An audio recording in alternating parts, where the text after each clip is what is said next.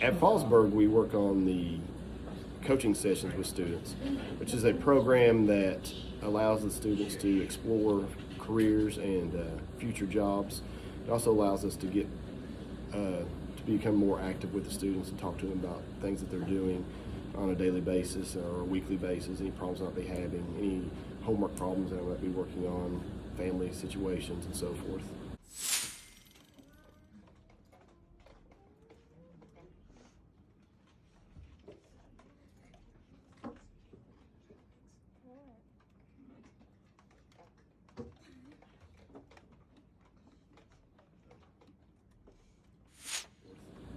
We use that time to go over the data that the children have. So if they've taken any common assessments or if they've taken their MAP test, we have that built in time throughout the school day that we can talk to them and say, where are you at? How are you going to get to the next level?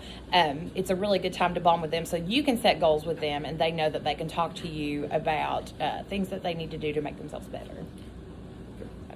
Good job. Good job, Zoe. Way to get on that computer. Outside of school, we do a lot of different activities with students, whether it's coaching academic team, sports, having different activities where they'll raise money for their class. They might be selling at a dance or at a community project activity. So the students do a lot of activities outside the school, and then those teachers will also work with those students during that time to help show them the different ways to do those projects and make them better. Mr. Chapman and I have an advantage with helping kids with outside real-world connections because we coach academic team. And whenever we have meets that are away, we can do things like go to a restaurant with children. And so they are able to learn how to order for themselves and how to pay for themselves. A lot of the kids, some of them have never even been out without a parent before, and the parent has taken care of the whole entire process. And that may seem small, but that's a really important skill that the students need to apply to their future life. They need to do those things for themselves.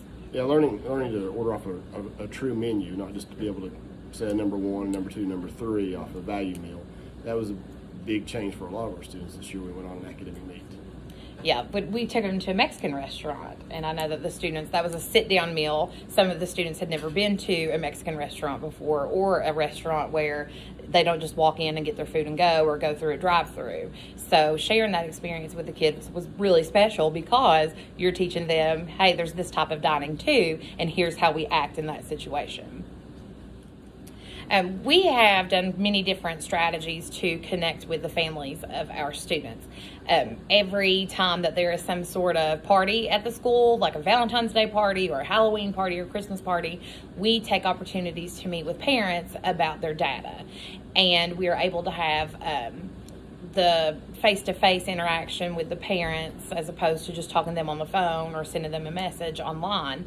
And we're able to go over their child's performance in the classroom so far. I really like those data nights or those data days because the students kind of run the show and they're the ones that show the parents how they've scored and how they're performing in those classes.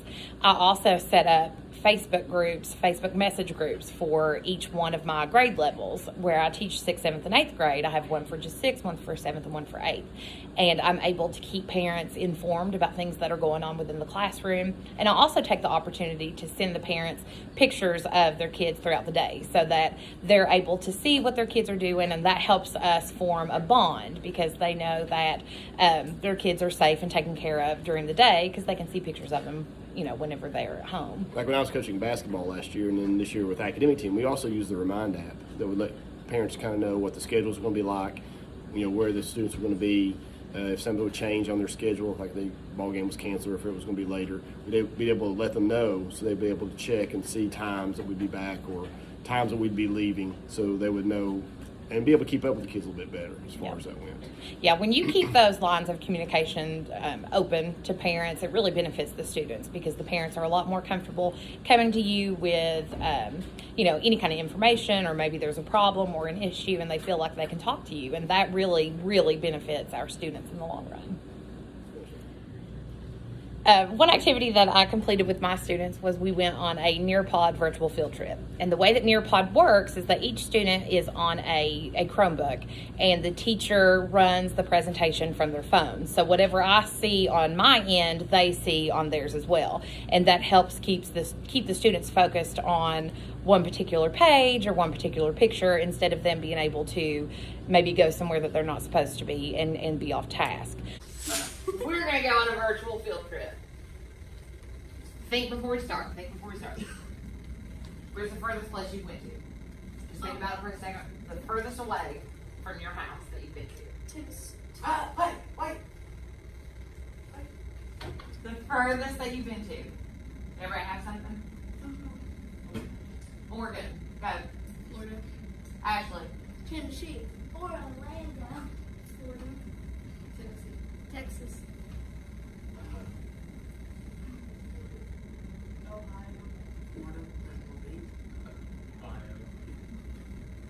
Where? Nevada? I've never been to Nevada. Myrtle Beach. Okay, so you guys have, those of you that have went to Florida and places like that, did you go for a trip, like a family trip? Did you go? Okay. Those of you that were in Tennessee, did you guys go to Gatlinburg? No. Where'd you go? Pigeon Forge. Oh, Pigeon Forge. Okay. To the Dixie Stampede. It was awesome. Ooh. It was the Christmas version. Yeah. It was Smoky Mountain. We saw the Indians. That's really cool. Alright, so what I do want to tell you guys though, you guys all said a place that was outside of Kentucky, right? Everybody did. And that's good. A lot of times a lot of people in our school have not been out of our county. Think about that. Have not been out of the county. Okay? So sometimes it is a challenge to get to go on vacations. What would be a challenge to going on a vacation? Somebody raise your hand. What a challenge would be, Peyton? Okay, so maybe you've got to book a hotel, Zoe. Money. Do you think money would be a big challenge? Absolutely. It's expensive. That hotel that you're going to book is going to cost a lot of money when you go on vacation, because the people that own the hotel know that they can charge you that. Okay? What do you think? You need a good vehicle. Does everybody you know have a good, reliable car? Not necessarily. Some people have cars that aren't going to get them from point A to point B. What clothes you need to wear? All right, clothes that you need to wear. Does everybody have, right now, would you have everything that you would need to go skiing? No. Okay? So, but some people do. That's a trip that someone might take. Okay? So what we're going to do today, we're going to go to all kinds of really cool and expensive places, and we're going for free. We don't have to pay for anything. We don't have to pack anything. Awesome. I know. I'm an overpacker. Are you guys overpackers? You're not? Oh my gosh. So I took them on a virtual field trip around the world, and they were able to see, the Eiffel Tower. We looked at some beaches, and it was really neat because a lot of these students are probably not going to get the opportunity to go to these places in real life. And it's one thing to read about these locations in books and just see a picture, as opposed to actually getting to manipulate a picture and see a 360 view of the sights of whatever location that we went to. And in the video that I took of that, you can hear the kids say, "Oh my goodness, this is awesome. I never dreamed that it looked like this."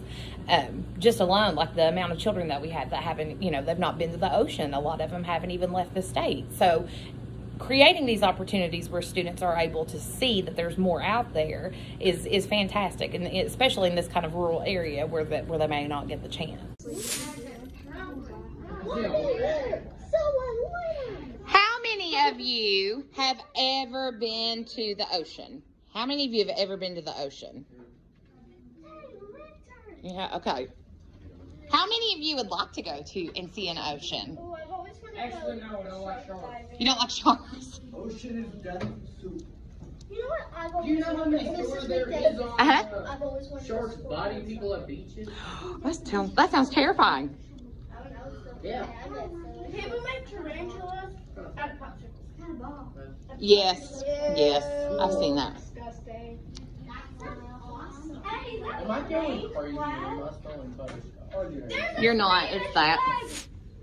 Look at that thing. Wow. There's so many people at the Eiffel Tower. Do you think that the Eiffel Tower would be crowded? Yeah.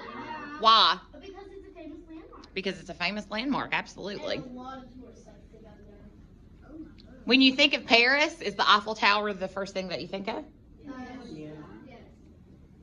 So of course that's going to be where people want to go so they can say that they've seen the Eiffel Tower. Well, you're hoping to expose them too to those areas. So maybe one day they'll say, "Hey, I want to go there," Right. and I want to make that a vacation. I want to make that a trip, or I want to be able to do something like that one day. It's a good goal to set and to meet. One of the benefits from being in a K-8 school like we currently teach in is that we're able to have the students for multiple years. And when you have them for 6th, 7th, and 8th, if you're a middle school, or if you're a 3, 4, and 5 teacher in the intermediate or primary teacher, you're able to learn the students and the best style of learning that they adapt to. What makes it easy for them to learn certain ways. That's the easiest way to put it, I guess. And that's something that benefits us really well. You're able to follow that student. So if they're having trouble with a certain type of math concept in 6th grade, you can cover it right in 7th grade. You don't have to relearn that student again. You already have that knowledge about that student and their abilities.